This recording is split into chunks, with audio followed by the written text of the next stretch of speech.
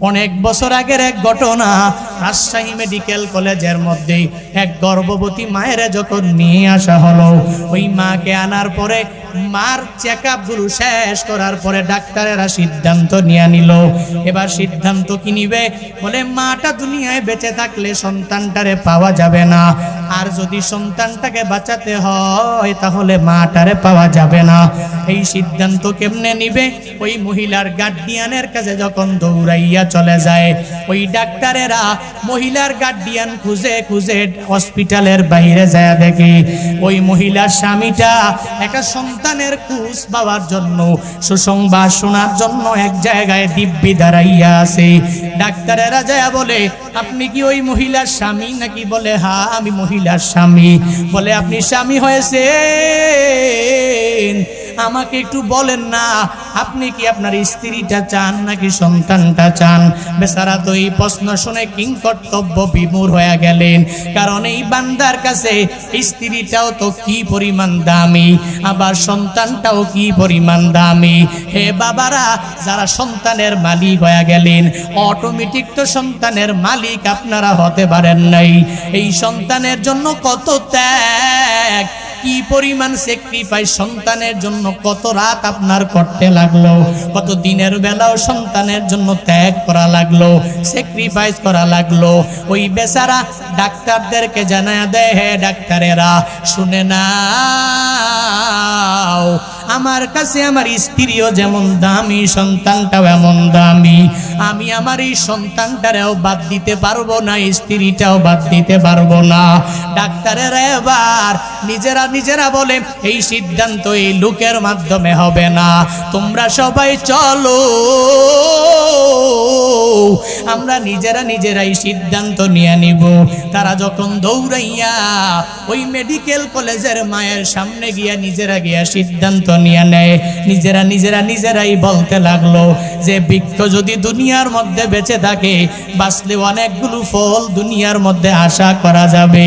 যদি বৃক্ষটাকে উপড়ে ফেলে দাও তাহলে কশিনকালে আর ফলও পাওয়া যাবে না, বৃক্ষটাও পাওয়া যাবে না। এর মানে হলো এই বৃক্ষ মানে এই মাটারে সবাই মিলে বাঁচায় রাখো, সন্তানটা মরে গেলেও কোনো অসুবিধা হবে না। কারণ এই মা যদি দুনিয়াতে বেঁচে থাকে, বাঁচলে অনেকগুলো সন্তান ওই মায়ের মাধ্যমে আসা যাবে, আশাও করা যাবে। কিন্তু যদি মাটারে দুনিয়া থেকে বিদায় করার জন্য সুযোগ দিয়া দাও, আর মা যদি দুনিয়া থেকে বিদায় হয়ে যায়, এই ফ্যাক্টরি বিদায় হয়ে গেলে আর সন্তান আশা করা যাবে না। ডাক্তারেরা নিজেরা মিলিয়া যখন একে অপরে এই সিদ্ধান্ত ওই গর্ভবতী মায়ের সামনে নিয়ে নিল, এবার মা এই কথা শোনার পরে চোখের পানি গড়ায়া পড়ে, আর মা ডেকে বলে, হে মেডিকেল কলেজের ডাক্তারেরা, আমি মা হইয়া এই সিদ্ধান্ত তোমাদের মেনে নিতে পারবো না। কারণ আমি মা হইয়া কি পরিমাণ কষ্ট করেছি, এই সন্তানের জন্য কত রাতের বেলা আমি খাইতেও পারি নাই, ঘুমাইতেও পারি নাই। এই সন্তানের জন্য আমি দিনের বেলাও ঠিক মতন কোথাও বেড়াইবার জন্য যেতে পারি নাই।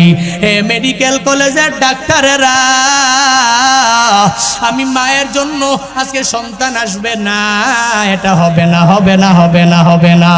আমি মা দুনিয়াতে থাকবো না, আমার সন্তান আসতে দাও।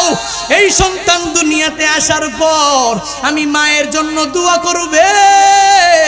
আমি মা যদি সন্তানটা দুনিয়াতে আসার সময়ে আমি যদি কবরের মধ্যে চলে যাই, আমার সন্তান বড় হওয়ার পরে যখন সবার কাছ থেকে শুনবি আমি আমার স্বামীর কাছে কত রাতে আমি তাকে ওয়াদাবদ্ধ করাইলাম, ও স্বামী আমার পেটের মধ্যে যে সন্তান দুনিয়াতে আসার পরে এটাকে হাফেজে কোরআন বানাবেন, আলেমে কোরআন বানাবেন। আমার এই সন্তান যদি দুনিয়ার মধ্যে আসার পরে যখন শুনতে পারবে তার মায়ের ত্যাগের কথা, এই সন্তান চোখের পানি ফালাইয়া আমি মায়ের মাকবারার সামনে গিয়া দাঁড়াইয়া যখন দোয়া করবে, রব্বির হামহুমা কামা রব্বায়ানি সগীরা, ও দয়ার মালিক, আমার মা বাবা কত কষ্ট করে আমাকে লালন পালন করলো। ও আল্লাহ, আজকে আমার মা নাই, মায়ের কবর তুমি জান্নাতের বাগান বানাও। আজকে আমার বাবা নাই, বাবার কবর তুমি জান্নাতের বাগান বানায়া দাও। ওই মেডিকেল কলেজের গর্ভবতী মা জানায়া দিল, হয়ে ডাক্তারেরা, আমার সন্তান যখন চোখের পানি ফালাইয়া আমি মায়ের জন্য মাকবারার সামনে দাঁড়াইয়া যখন দোয়া করবে, ও আল্লাহ, আমার মায়ের কবর জান্নাতের বাগান বানায়া দাও। আমার সন্তানের দোয়া করার পরে আমি মায়ের কবর যদিও জাহান্নামের গর্ত হয়ে যায়, ওই দোয়ার বদৌলতে ওই সময় আমার কবর জান্নাতের বাগান হয়ে যাবে।